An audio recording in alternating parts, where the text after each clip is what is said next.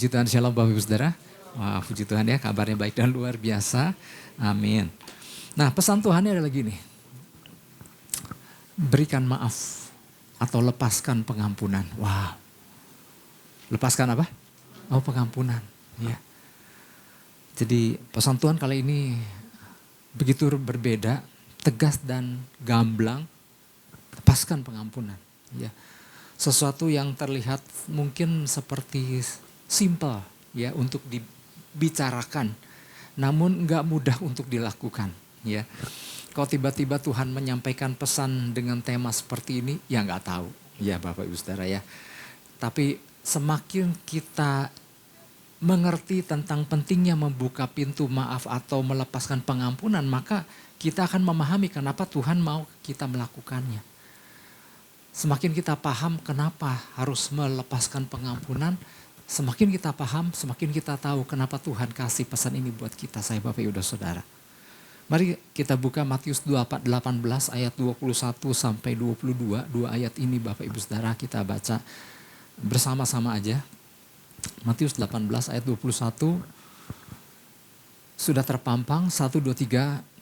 Kemudian datanglah Petrus dan berkata kepada Yesus, Tuhan, sampai berapa kali aku harus mengampuni saudaraku jika ia berbuat dosa terhadap aku?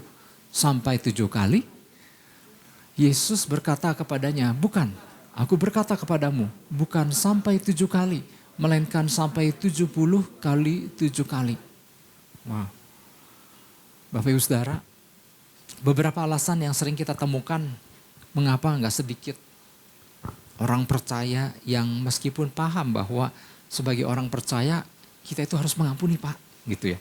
Banyak orang percaya paham tentang hal ini, namun ternyata nggak mudah untuk dilakukan, masih belum mau melakukannya atau enggan untuk melakukannya, ya, enggan untuk memaafkan atau melepaskan pengampunan. Tentunya ada beberapa alasan ya. Di antaranya adalah gini, alasan kenapa masih belum bisa melepaskan pengampunan. Yang pertama, masih mengingat. Masih membayangkan perbuatan yang orang itu lakukan.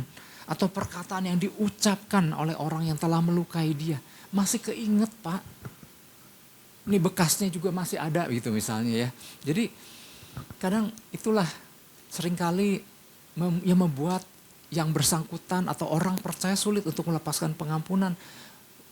Bapak mah gak tahu, gak ngalamin. Saya mah ngalamin gitu. Kebanyakan kan ngomongnya seperti itu. Tahu gak dia merusakkan seluruh hidup saya, usaha saya, keluarga saya. Ya kadang-kadang kita mempunyai argumen-argumen yang kita pikir itu argumen yang kuat.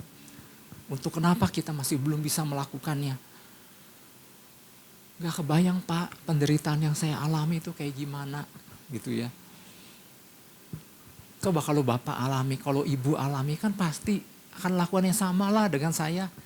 Itu tuh kata-kata itu masih terngiang-ngiang Pak gitu. Karena itu adalah sejumlah alasan-alasan yang membuat kenapa ada orang-orang yang masih belum bisa. Karena tuh begitu membekas, begitu terasa, begitu teringat, terngiang-ngiang ya. Itu yang pertama ya. Jadi masih mengingat dan membayangkan perbuatan-perbuatan, perkataan-perkataan yang dilakukan orang yang telah melukainya. Alasan yang kedua, ya mungkin banyak ya. Tapi alasan yang kedua, kenapa masih belum bisa melawan? Karena mau mencoba menghukum si pelaku. Karena berpikir bahwa kalau dia diampuni keenakan gitu. Kadang-kadang ada satu pemikiran ingin melakukan pembalasan tetapi dengan cara udah gua gak ampuni. Tahu rasa deh gitu ya. Mereka pantas menderita seperti mereka membuat aku menderita seperti ini. Ya. Aku tahu apa itu pengampunan, tapi keenakan sekali kalau diampuni begitu aja. Kan kadang-kadang kan ada pemikiran-pemikiran seperti itu. Kemudian yang ketiga, kenapa orang masih belum atau sulit ya, atau enggan. Mengharapkan agar si pelaku akan mengalami ganjaran atau turut merasakannya. Biar aku gak akan pernah ampuni orang itu ya. Biar dia membayar semua atas segala perbuatan dia ya. Biar dia rasakan apa yang aku rasakan dengan memutuskan biar aku gak mau ampuni dia. Biar dia juga tahu rasa gitu ya. berharap ada orang lain yang melakukan hal yang sama juga terhadap dia. Kadang-kadang kan ada pemikiran-pemikiran yang seperti itu. Ya. Saya nggak bilang bahwa mengampuni adalah atau memaafkan adalah sesuatu yang mudah untuk dilakukan. Ya. Tapi kadang kalau cuma sekedar lip service saja yang keluar dari mulut, ya maaflah gitu ya. Kadang-kadang itu lebih mudah. Tapi kan nanti kita akan belajar apakah melepaskan pengampunan adalah sekedar kita udah mengucapkan. Ya. Apalagi kalau kita mengucapkan, ya namanya juga Kristen, udah minta maaf, saya lepaskan pengampunan buat kamu gitu misalnya. Apalagi di depan orang, ya mungkin lebih mudah, ya lebih mudah. Tapi mari Bapak Ibu Saudara, untuk memahami ini kita pertama-tama lihat dulu dengan apa yang dilakukan Yesus terhadap orang-orang yang telah menyiksanya. Terhadap orang-orang yang telah menangkapnya. Terhadap orang-orang yang telah menyalibkannya. Ya. Dan jangan kita juga terburu-buru berkata, ya Pak itu kan Yesus Pak atau bukan kita. Dia mah ada Tuhan gitu ya. Bukan, jangan terburu berkata itu. Tapi ini soal memahami prinsip penting di dalam pengampunan. Siapa di sini pernah disalibkan? Nggak ada. Siapa pernah disiksa? Ya. Artinya ini yang dialami oleh Yesus. Ya. Dan Yesus pun waktu mau masuk ke Taman Getsemani pun dia berdoa. Dia takut, rasanya pengen mati, rasa saking takutnya. Sampai stres di mana ada pembuluh darah yang tetesan keringat seperti darah seperti itu. Ya. Nah ketika Yesus tergantung di kayu salib, ini adalah sebuah hukuman yang sampai zaman sekarang pun ini suatu hukuman yang paling mengerikan. Alkitab bilang hukuman yang terkutuk sekali. Ya. Dihukum mati oleh orang-orang yang memang niat banget untuk membunuhnya. Kemudian untuk bisa membunuh Yesus kan dihadirkan saksi-saksi dusta. Wah niat banget orang ini untuk menghukum Yesus. Nah, bahkan dia masih mendengar bagaimana orang-orang lagi membuang undi atas pakaiannya. Dia mendengar orang-orang mentertawakan. Kalau engkau anak raja, engkau turun dari salib itu dan lain-lain. Tapi apa yang Yesus lakukan? Apa yang Yesus katakan? Yesus cuma bisa berkata, Lukas 23 ayat 34. Ya Bapa ampunilah mereka. Sebab mereka tidak tahu apa yang mereka lakukan. Wow, ini luar biasa. Saking seringnya kita dengar, kita anggap ini biasa. Tapi gak mudah Bapak Ibu Saudara. Tapi itulah yang dilakukan Yesus. Ampunilah mereka. Sebab mereka tidak tahu apa yang mereka lakukan. Ya. Nah ketika kalimat ini diucapkan oleh Tuhan, oleh Yesus pada waktu itu. Kalimat ini menggugurkan semua alasan siapapun yang mengatakan belum bisa mengampuni.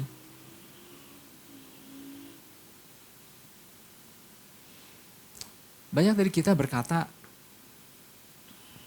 coba kalau orang yang menyakiti aku sedikit aja menunjukkan rasa penyesalan. Sedikit aja menunjukkan rasa sedih lah, raut muka, dan lain-lain menunjukkan. Yang mana hal itu juga mungkin jarang terjadi, ya. Maka aku mungkin pasti ampuni. Ya kadang-kadang kita beralasan untuk sesuatu yang mungkin orang tersebut juga nggak bisa melakukannya, tidak melakukannya.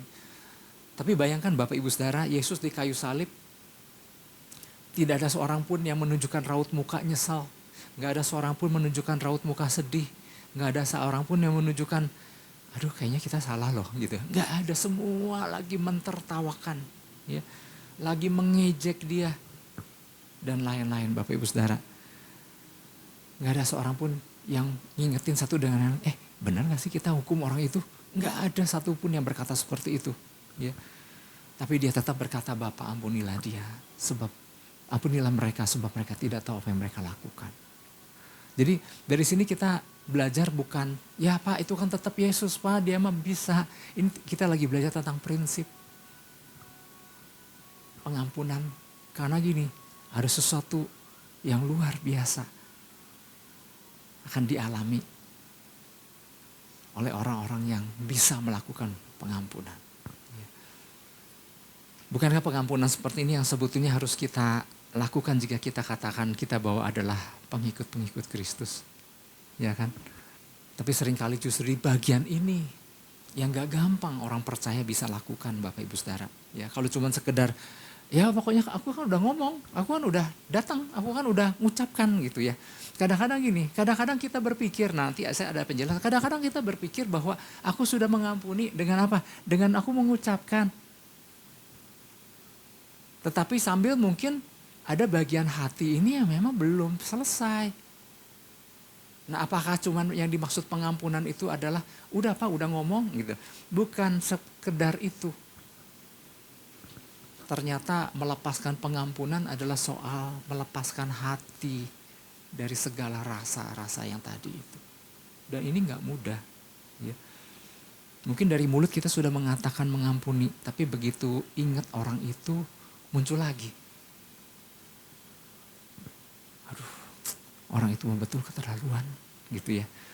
Atau tanpa disadari kadang timbul begini. Kita nggak pernah ngomong, tetapi di dalam hati kecil kita seperti ada dendam pribadi yang dimana tersimpan di hati kecil bahwa aku harus bisa ngalahin dia. Dia udah nyakitin tapi lihat, aku akan tunjukkan siapa yang nanti yang lebih menang. Nah, tahu nggak? Itu sebetulnya kan belum mengampuni. Akhirnya orang itu diam-diam telah menjadi saingan kita, meskipun kita tidak mengakui bahwa dialah saingan, tapi orang itu yang kita cecer seringkali. Akhirnya fokus kita terus tertuju sama pribadi tersebut. Nah itu sebetulnya apa? Itu sebetulnya dari dalam hati, itu sebetulnya kita masih belum mengampuni orang itu. Jadi ternyata seperti mudah, tapi ternyata gak gampang loh. Tapi kalau kita ngerti prinsipnya, rasanya kita gak mau nyimpen lama-lama. Ya, oke, inilah menjadi pesan Tuhan bagi kita semua, saya Bapak Ibu Saudara. Tuhan gak mau kita menjadi orang-orang percaya masih menyimpan segala beban. Kita menyangkanya kita lagi menyimpan segala luka. Kita menyangka kita lagi menyimpan segala perbuatan jahat dia. Padahal gini, Tuhan tidak mau kita menjadi orang percaya masih menyimpan segala beban, belenggu, dan keterikatan yang tidak semestinya kita pikul. Kita bilang, orang ini telah menyakiti, Tuhan bilang, itu adalah belenggu yang engkau simpan. Dan itu membelenggu dirimu. Nah kenapa Tuhan memberikan pesannya buat kita, saya Bapak Ibu Saudara. Saya nangkep bahwa apabila kita paham tentang prinsip melepaskan pengampunan Bapak Ibu Saudara. Sebetulnya gini, di hari-hari ke depan atau ya kalau bilang hari-hari ke depan kayaknya masih jauh. Ada hal-hal yang luar biasa ada perkara besar sebetulnya. Ada hal penting sebetulnya yang sedang menanti kita di depan, katakan amin. Ya. Tuhan ingin setiap kita memperoleh itu. Tapi ketika masih membiarkan adanya belenggu, adanya ikatan, adanya segala beban yang gak seharusnya kita pikul, itu yang nantinya akan menghalangi kita untuk mengalami perkara-perkara yang luar biasa itu. Jadi waktu Tuhan memberikan pesannya itu buat kita, sebetulnya Tuhan ingin kita mengalami perkara-perkara luar biasa di dalam hidup kita bersama dengan Dia. Katakan amin. Ya. Jadi menyimpan kesalahan orang lain, masih mengingat-ingat perbuatan orang itu, masih menyimpan segala hal-hal yang gak enak tentang orang itu, sebetulnya kita lagi menutup banyak pintu penting di dalam kehidupan kita. Yang seharusnya kita raih, tapi kita sedang tutup itu semua. Nah melalui pesannya ini juga Tuhan mau meluruskan prinsip-prinsip yang salah, yang selama ini orang percaya pahami mengenai pengampunan. Ya kadang-kadang gini, kita bersyukur ya dapat pesan Tuhan seperti ini sehingga akhirnya kan saya menyelidiki lebih lagi, sehingga ketika kita mendengar hal ini, pesan ini, maka pengetahuan akan ini akan meluruskan kita banyak hal. Ya, seperti apa misalnya? Kadang-kadang ada prinsip, ada pengertian-pengertian salah tentang hal pengampunan ya. Karena gini, salah satunya pemberian maaf itu atau melepaskan pengampunan itu selalu dikaitkan dengan perasaan. Perasaan saya masih berkecamuk Pak, masih belum bisa. Ya. Biarlah Pak tunggu sampai reda dulu ya, ini di hati. Ini soalnya masih meluap-luap, masih kesal sekali. Nanti ya kalau udah reda, kalau udah nggak ingat-ingat lagi, maka saya pasti akan memberikan pengampunan kepada dia. Jadi tunggu perasaan kita beres, dulu yang mana gak akan pernah beres kalau kita gak melakukan. Jadi seringkali melepaskan pengampunan nunggu perasaannya udah benar-benar bersih dulu. Ya. Kalau perintah Tuhan selalu dikaitkan dengan mood atau suasana hati, maka sebenarnya gini, akan sedikit sekali perintah Tuhan yang dilakukan oleh orang percaya. Kita mendengar perintah Tuhan, oke Tuhan nanti aku akan lakukan kalau aku bisa. Dipercayakan Tuhan untuk sesuatu, ya Pak, ya Tuhan, kalau aku siap, aku baru mau lakukan. Semua nunggu kondisi diri kita dulu beres, pulih, siap, baru mau lakukan. Yang mana adalah mau kapan siapnya, mau kapan beresnya, mau kapan bisa. Karena ternyata melepaskan pengampunan adalah bukan tentang perasaan, tentang perintah Tuhan. Mau suasana hati mungkin belum siap, tapi itu perintah Tuhan sebetulnya. Perintah untuk segera melakukan pemberesan. Ini berbicara soal keputusan atau ketaatan akan melakukan perintah Tuhan. Itu yang satu hal yang kadang-kadang gak sedikit orang percaya yang salah ya pengertiannya, meluruskan prinsip-prinsip yang salah. Terus apa lagi? Pemberian maaf itu dikira hanya akan menguntungkan si pelaku. Diampuni sekarang nanti aja biarin biar rasain. Enggak, itu bukan menguntungkan si pelaku. Kalau waktu kita melepaskan pengampunan itu lagi menguntungkan diri kita, Bapak Ibu Saudara. Yang mana enggak mudah tapi itu sebetulnya akan menguntungkan diri kita. Selanjutnya, tidak memberikan maaf adalah tindakan untuk menghukum si pelaku. Rasain biar dia tahu rasa. Sengaja aku enggak ngampuni biar dia tersiksa dan lain-lain. Ternyata pemberian maaf itu bukan untuk membebaskan si pelaku dari hukuman, tapi untuk membebaskan kita dari hukuman. Si pelaku mah nanti urusannya sama Tuhan. Bagian kita mah kita lepaskan pengampunan. Apabila mungkin si pelaku ada urusannya dengan hukum, biarlah ada hukum nanti yang menangani dia, hukum negara misalnya. Kayak yang hari-hari ini lagi ramai gitu kan. Kata seorang pejabat, betul, saya sudah ampuni perbuatannya. Tetapi ada hukum negara, di mana dia terikat dengan hukum negara. Kalau memang harus dijebloskan, biarlah hukum itu yang akan terus mengikat dia untuk dijebloskan. Tapi secara pribadi sebetulnya saya sudah melepaskan pengampunan. Jadi biarlah ada konsekuensi-konsekuensi yang dia tanggung sendiri. Tapi bagian kita dengan dia, kita udah nggak menyimpan apa-apa lagi. Suatu kali ada seorang pelatih satu cabang olahraga di sebuah universitas di Amerika. Pelatih ini, ya kalau yang namanya pelatih olahraga itu di sebuah universitas di luar negeri itu kelasnya udah seperti dosen, orang terhormat. Ketika dia lagi mempersiapkan suatu pertandingan besar, suatu hari dia kedapatan lagi minum dan mabok-mabokan di bar. Dan ketahuan kan. Dan dia sangat menyesal karena ini memang orang sangat ingin posisi yang sangat terhormat yang dia miliki. Maka apa yang dia lakukan? Aduh, aku ketahuan. Semua orang tahu. Dan dia datang kepada pihak universitas memohon maaf atas apa yang dia lakukan. Dan pihak universitas berkata, oke, kami memaafkan apa yang kau lakukan. Tetapi ada aturan. Engkau sudah melanggar aturan dan engkau tidak bisa lagi menjabat posisimu. Jadi biar ada konsekuensi yang dia tanggung, tetapi bagian dia sama kita udah beres. Tapi bukan bagian kita menghukum dia. Urusan dia sama Tuhan atau urusan dia sama pihak-pihak lain biarin. Artinya yang terpenting adalah gini, bagian kita lepaskan pengampunan. Ya, mungkin gambaran ini cukup memberikan bayangan buat kita.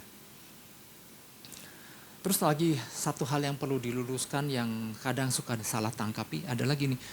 Pemberian maaf itu dianggap adalah tentang keberanian menyampaikan perkataan atau tindakan yang diakui kepada pelaku. Memang gak salah ya.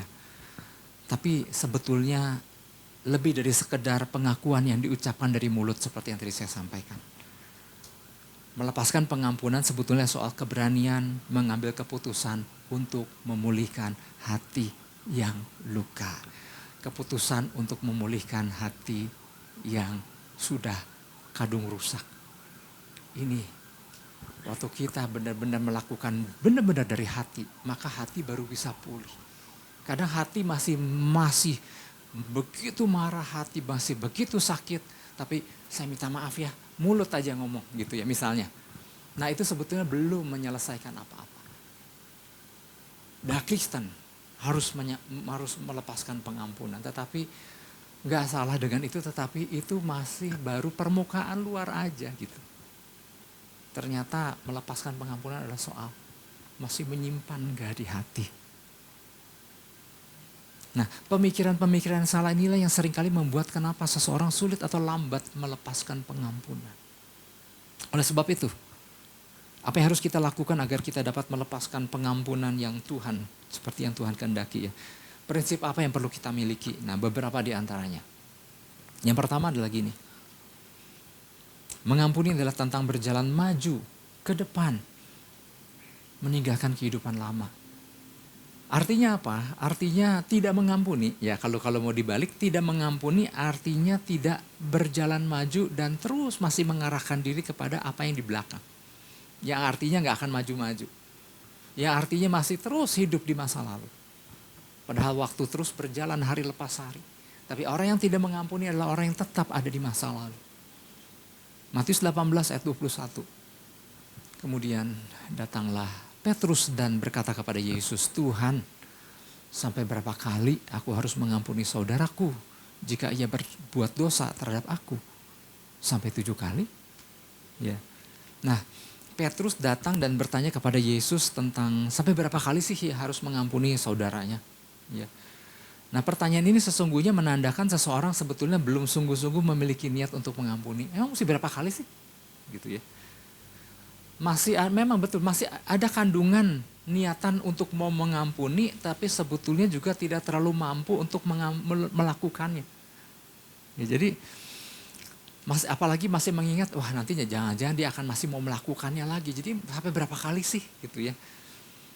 Sepertinya Bapak Ibu Saudara, hal melepaskan pengampunan dari zaman ke zaman ternyata gini, lihat dari cara Petrus di masa itu. Kita dapat menangkap bahwa melepaskan pengampunan itu adalah masalah dari zaman ke zaman ternyata. Dari zaman itu aja ternyata nggak mudah ya. Masih menjadi isu yang nggak mudah untuk dilakukan ya. Dan kita harus paham bahwa seseorang nggak bisa terus-terusan ada di persimpangan. Betul sih ngerti harus mengampuni, tetapi kayaknya masih nanti kalau dia begitu lagi gimana? Sehingga akhirnya orang memutuskan untuk ada di tengah-tengah aja deh ya. Betul sih, iya tahu, mesti ngampuni tahu. Tetapi dulu juga saya pernah ngampuni, tetapi juga dia lakukan lagi. Akhirnya orang memutuskan untuk ada di tengah-tengah aja deh. Karena gini takut dia melakukan lagi nanti, aduh saya harus ngalami lagi gitu ya. Gak mudah mengingat, apalagi ketika mengingat orang yang sama lagi misalnya. Akhirnya jalan tengah lah yang diambil. Gak ke sana, gak ke sini. Paham sih, tahu tentang kebenaran itu, tetapi kalau seandainya jadi begitu lagi, nah itu artinya memang memutuskan untuk diam di tengah. Ya. Tapi apabila orang percaya nih Bapak Ibu Saudara diperhadapkan dengan pengertian yang berikut ini, ya, mestinya melepaskan pengampunan akan menjadi sesuatu yang bisa dilakukan dan harus bisa dilakukan. Ya. Ternyata gini, bahwa hal memaafkan adalah masalah hati. Nah ini poin yang penting Bapak Ibu Saudara, karena kebanyakan orang berpikir bahwa memaafkan adalah tentang apa yang dilakukan dan apa yang diucapkan. Namun akhirnya sangat mungkin orang hanya sekedar aja basa-basi aja kan akibatnya, karena udah mengucapkan, kadang-kadang cuma berhenti diucapkan. Tapi ternyata gini, pengampunan itu harus dimulai dari hati yang terdalam, baru kemudian bisa keluar berupa tindakan. Tapi kadang-kadang orang tindakan dulu, padahal dalamnya masih belum pulih. Memaafkan seseorang yang sudah sangat menyakiti hati kita misalnya, sebetulnya adalah urusan antara kita sama Tuhan. Kita masih berpikir urusan kita sama dia. Padahal waktu apapun, waktu siapapun pernah melukai kita, selanjutnya adalah urusan kita sama Tuhan. Bukan urusan kita sama dia. Apa yang membuat orang lama untuk sulit mengampuni karena kita terus mengikatkan diri antara aku dengan dia, bukan aku dengan Tuhan. Padahal urusan melepaskan pengampunan adalah kita dengan Tuhan. Orang itu udah kadung lakukan, tapi kita masih terus mengikat. Enggak, padahal dia udah lakukan apapun yang dia lakukan, apapun yang dia udah katakan, yaitu dia pernah lakukan itu. Selanjutnya urusan kita sama Tuhan. Nah, pengampunan adalah keputusan yang dibuat dari dalam hati kita untuk menolak hidup di masa lalu. Kan orang itu udah menyakiti misalnya ya, orang itu udah melukai, orang itu udah mengata-ngatai misalnya. Itu kan kalau pakai tenses itu kan past tense, itu kan masa lalu.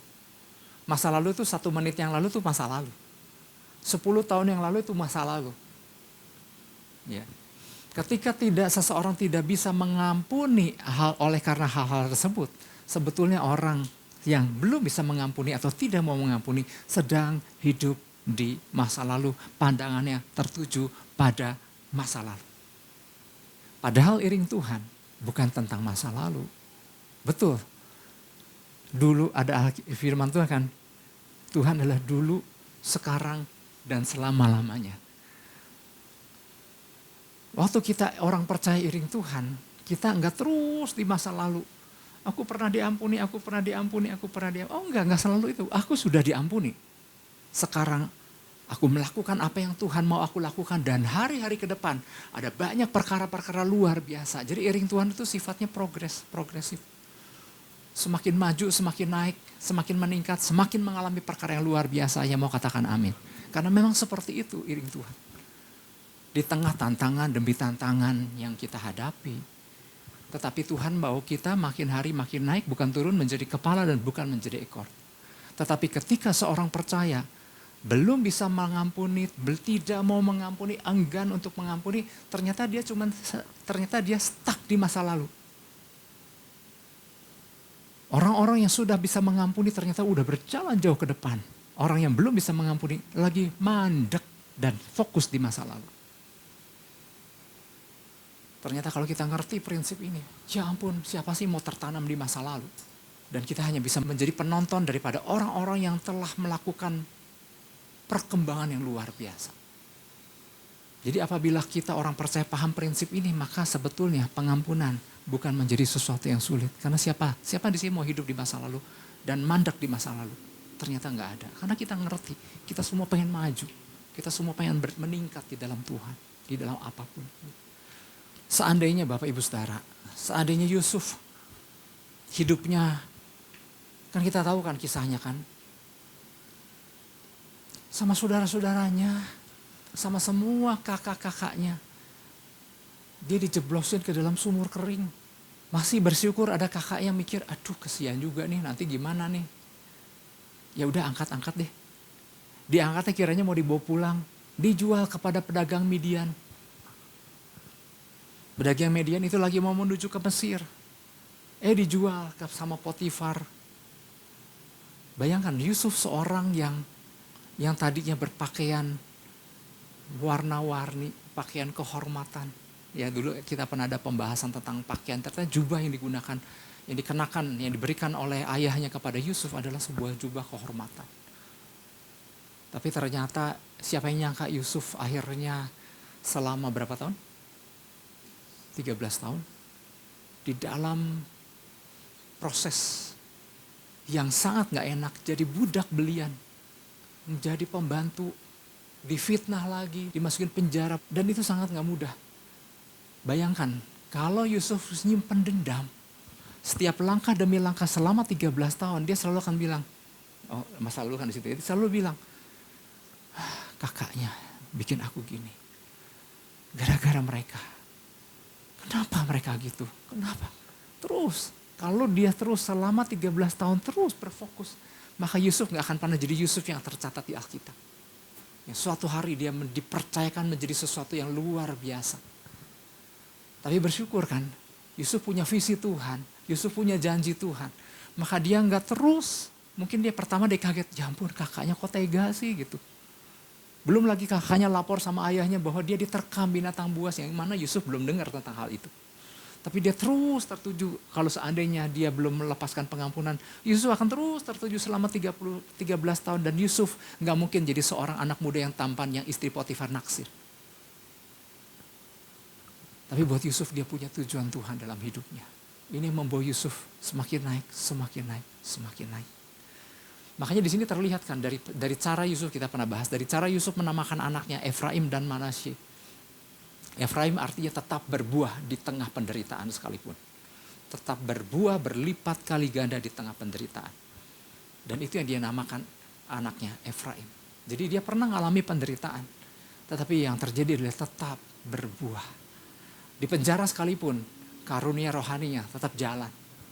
Bukti bahwa dia gak menyimpan dendam. Orang yang hatinya menyimpan segala macam, karunia hati. Itu ya kalau benar karunia dari Tuhan itu susah untuk berjalan. Susah nangkap sesuatu dari Tuhan. Kemudian dia menamakan anaknya yang satu Manasye. Manasye artinya melupakan. Udah gak mau ingat-ingat lagi. Karena dia tahu ada visi Tuhan, ada tujuan Tuhan yang ada pada dirinya.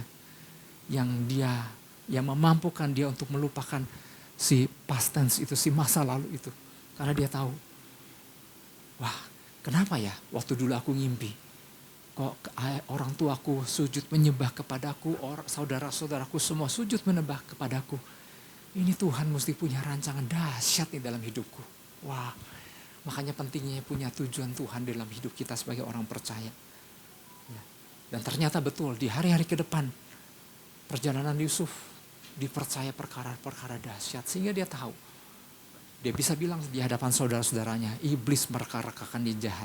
Tetapi Tuhan telah mereka-rekakan yang baik kepadaku. Iblis tahu ini akan jadi sesuatu yang dahsyat. Maka mau dihancurin hidup Yusuf. Tapi bersyukur Yusuf gak terpancing. Dia gak nyimpen semuanya itu. Maka apa yang terjadi? Dia nangkap Tuhan telah mereka-rekakan perkara-perkara dahsyat dalam hidupnya. Itu yang pertama. Mengampuni adalah tentang berjalan maju ke depan. Meninggalkan kehidupan lama. Jadi itu keputusan kita, mau tinggal dalam kehidupan lama atau mau menyongsong hal-hal yang baru di hari-hari ke depan. Nah ini seharusnya bisa memudahkan siapapun, ya saya Bapak Ibu Saudara untuk lakukan, bisa lepaskan itu. Yang kedua, mengampuni adalah bukan membebaskan orang lain, tetapi tentang membebaskan diri kita. Banyak orang pikir, biarin gua mah gak ampunin biar dia tersiksa. Oh enggak, ternyata menyiksa diri si orang tersebut. Matius 18 ayat 22. Yesus berkata kepadanya, bukan. Aku berkata kepadamu bukan sampai 7 kali. Tadi kan Petrus bilang, mengampuni itu sampai 7 kali kah? Gitu. Oh bukan sampai 7 kali. Melainkan sampai 70 kali 7 kali. Ya, kira-kira berapa nih 70 kali 7? Berapa? 470. Jangan setuju atau salah itu teh. 490. Oke, kalau mengampuni 490 kali, artinya dalam satu hari, setiap berapa lama tuh mengampuni? Kalau satu hari 24 jam, agak susah ngitungnya ya. Jamnya aja 24, mengampuni aja 490. Coba kalau di menit, dalam satu hari berapa menit? Saya udah ngitung sih, 1440 menit. Artinya tiap 3 menit, kalau mau di dalam satu hari ya, artinya tiap 3 menit. Artinya adalah gini Bapak Ibu Saudara, apa yang Yesus sampaikan adalah gini kepada Petrus dan kepada murid-murid yang lain. Artinya gini, akan banyak sekali perbuatan dosa, akan banyak sekali rasa sakit, dan akan banyak sekali orang mengecewakan. Itu artinya akan harus banyak sekali pengampunan yang harus kita siap untuk lepaskan. Kita tinggal di dunia yang jahat, yang berbeda dengan kehidupan nanti bersama di dalam kekekalan bersama Bapa di surga. Kita tinggal di dunia yang orang bisa nyakitin, orang bisa benci, orang bisa ngata-ngatain, orang bisa melakukan apa aja dan kapan aja dia bisa lakukan. Apalagi ditambah sekarang media sosial, ya. Apapun sarana di zaman teknologi itu bisa orang gunakan untuk nambah-nambahin segala macam. Artinya memang dunia yang kita sedang hidupnya memang kayak begitu. Bisa 24 jam, bisa 1440 menit setiap saat segala macam kejahatan dan luka bisa ditujukan ke arah kita. Nah kadang kalau kita menjadi orang yang mudah luka, mudah tersinggung, mudah kecewa, habis. Maka kita akan stuck di masa lalu ke zaman purbakala. Maka itu Yesus bilang, bukan 7 kali, 70 kali 7. Setiap hembusan nafas kita istilahnya adalah kesiapan untuk lepaskan pengampunan. Dan dari mana kita bisa peroleh itu?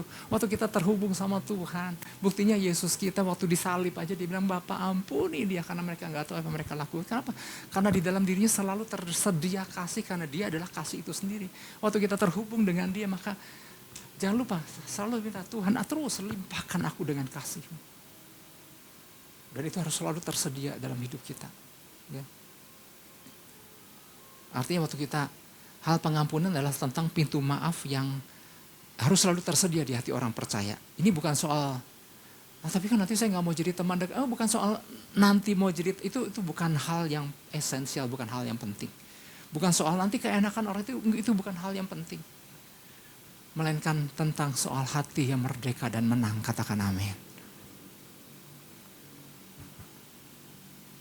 Makanya kalau kita baca nih, ini kan ayat 22, kalau ayat 23 selanjutnya sampai ayat 35, Yesus lagi kasih perumpamaan kan.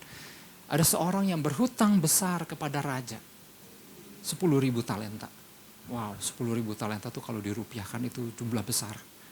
Tetapi ada seorang hamba Tuhan yang dia nggak mencoba mengalihkan jadi berapa US, tetapi perbandingannya, karena gini, pada saat orang itu yang berhutang sangat besar dan nggak mampu, dan nanti akan kami lunas, tapi raja itu berkata, udah aku ampuni. Dan waktu dia keluar, waktu setelah diampuni, dia ketemu sama temannya yang berutang 100 dinar kepada dia. Dan dia cecar orang itu, mesti bayar. Kalau enggak aku jebloskan. Dan perbuatan itu dilaporkan sama teman-temannya yang melaporkan kepada raja bahwa ternyata orang yang diampuni itu, ternyata dia tidak mau mengampuni orang lain. Itu perbandingannya adalah kurang lebih. Perbandingan itu, ini berbicara perbandingan ya, berbicara tentang 50 juta US dengan 100 US. Artinya orang yang berutang begitu besar sang raja ampuni, tapi begiliran orang berhutang yang sangat jauh, yang sangat kecil dibandingkan yang dia utang kepada sang raja, dia tidak mau mengampuni. Maka ketika raja mendengar itu, raja berkata, kalau di dalam Alkitab bahasa Indonesia kan bilang begini, maka dikirim siapa? Algojo. Karena raja mendengar bahwa orang ini ternyata yang udah diampuni tadi, dia nggak ngampuni. Panggil Algojo. Nah Bapak Ibu Saudara, ya di dalam pengertian kita kan karena keterbatasan bahasa Indonesia, kalau Algojo kita bayangkan apa? Tukang potong kepala orang gitu kan. Algojo gitu ya, tukang mengeksekusi hukuman. Tetapi di dalam terjemahan New King James atau terjemahan Inggris yang lain, di situ dikatakan torturer, para penyiksa-penyiksa. Jadi moral dari kisah ini jelas bahwa Bapa di surga aja memperlakukan kita, mengampuni kita. Ya, masa sih kita nggak mengampuni saudara kita misalnya gitu ya. Nah, maka si raja itu kan kalau di dalam kisah di Alkitab kan mengirim para algojo yang adalah para penyiksa-penyiksa. Nah kalau di zaman sekarang nih, masa kita dikirimin, kalau nggak mau ngampuni dikirimin algojo, dikirimin penyiksa. Nah apa sih dimaksud dengan penyiksa? Penyiksa akan datang ketika seseorang nggak mengampuni.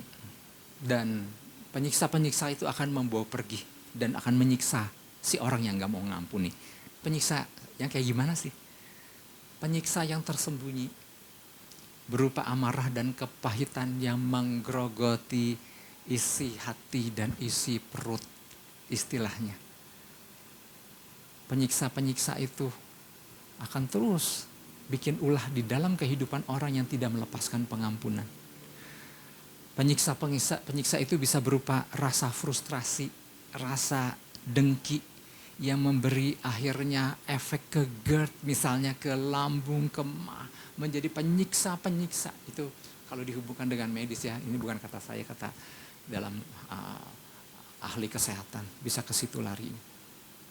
Meskipun gak semua GERD akibat itu, gak semua tekanan darah tinggi akibat itu, tapi ada hal-hal yang kenapa sih kalau aku sakit kepala terus-menerus misalnya. Ada kadang-kadang kalau dihubungkan dengan medis ada kaitannya dengan itu. Ada nyeri di punggung yang gak berkesudahan misalnya, ya. Itulah penyiksa-penyiksa yang membuat akhirnya gak sedikit orang-orang terjaga di tengah malam dan kenapa kok kayak sepertinya kok gak tenang gitu. Nah itulah penyiksa-penyiksa itu. Dalam tanda kutip, torturer itu. Algojo itu. Penyiksa hati yang gak kenal ampun, yang mengintai siang dan malam, yang gak pernah meninggalkan, yang menyedot setiap jengkal kebahagiaan dari hidup si orang yang tidak mau lepaskan pengampunan. Itu yang dikatakan penyiksa-penyiksa itu. Oleh sebab itu Bapak Ibu Saudara, ini gambaran daripada kita yang sebetulnya gini. Kalau tadi di perbandingannya sekitar 50 juta, meskipun ini bukan hitungannya exact, tetapi kurang lebih perbandingannya ya sekian puluh juta dolar dengan $100 yang tidak mau diampuni. Padahal orang itu udah diampuni sekian banyak. Sama dengan kita, Bapak Ibu Saudara, kalau mau dinilai pakai US lah, pakai rupiah, berapa sih dosa kita sama Tuhan waktu belum kita diampuni? Kayaknya lebih gede dari itu loh. Segunung yang dimana kalau dibayangkan, rasanya kita mau naik ke atas gunung untuk bisa melihat apa yang di depan pun gak bisa. Saking besarnya. Tetapi itu Tuhan sudah ampuni. Tinggal giliran setitik kecil yang mungkin orang lakukan terhadap kita. Jangan sampai prinsip tadi, torturer, penyiksa-penyiksa itu dikirimkan oleh kalau tadi prinsip si raja yang sudah mengampuni tetapi orang itu balik tidak mau mengampuni. Dan sampai hidup kita artinya jadi berjalan dengan gak happy. Padahal ada sesuatu yang dahsyat di hari ke depan. Dan sampai kita terus stuck di masa lalu Bapak Saudara. Maka ada istilah, bebaskan mereka. Maka kamu akan bebas. Katakan amin. Yang siap untuk terus melepaskan pengampunan tanpa batas. Katakan amin. Tapi dengan syarat terus terhubung senantiasa dengan Sang Sumber Kasih ya. Yang mau katakan amin dan beri tepuk tangan buat Tuhan Yesus.